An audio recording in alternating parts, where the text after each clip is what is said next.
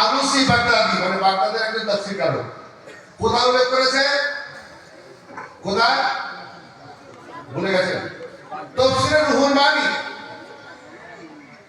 নাকি? তাফসীরে রুহুল মানি উল্লেখ করেছেন। কি উল্লেখ করেছেন? ওয়াকিফুম ইন্নাহুম মাসউলুন, ওয়াকিফুম ইন্নাহুম মাসউলুন। এটা কোরআনের কথা, হাদিস শরীফ না। ওয়াকিফুম ইন্নাহুম মাসউলুন, সূরা সাফফাতের 24 নম্বর আয়াত বের করে দেখবেন। এটা তাফসীর করেছেন। কি তাফসীর করেছেন? আলুসি বাগদাদি তার তাফসীরে রুহুল মানিতে উল্লেখ করেছেন। কার রিওয়ায়াত আছে জানেন? ইবনে আব্বাস। ইবনে আব্বাস কে জানেন? রাসূলুল্লাহ।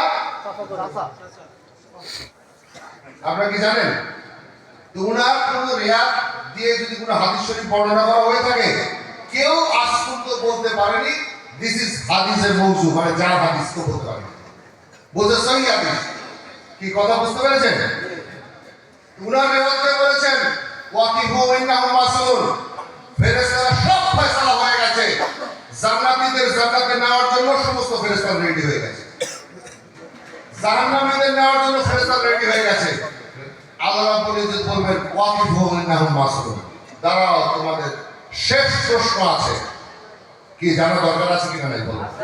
ফেরেশতারা বলে যা এদের দাঁড় করাও, শেষ প্রশ্ন আছে। আমি আল্লাহ, আমি স্বয়ং প্রশ্ন করছি, শেষ প্রশ্ন। কি প্রশ্ন? যে এদের জিজ্ঞাসা করো এরা জীবন দশায় আলীর বেলাতকে বিশ্বাস করেছিল কিনা। এরা জীবন দশায় আলীর বেলাতকে বিশ্বাস করেছিল কিনা, এদের বেলাতের মহব্বত ছিল কিনা। যদি একজন জাহান্নামী লোক কোনো কারণে জাহান্নামী হয়ে গেছে, সে এই প্রশ্নের উত্তর দিতে পারলো, সে জান্নাতে চলে যাবে। আর একজন জান্নাতি লোক কোনো কারণে জান্নাতে গেছে, ওই ব্যক্তি যদি উত্তর না দিতে পারে জাহান্নামে চলে যাবে। তাহলে কি ফাইনাল প্রশ্নের দাম কিরকম?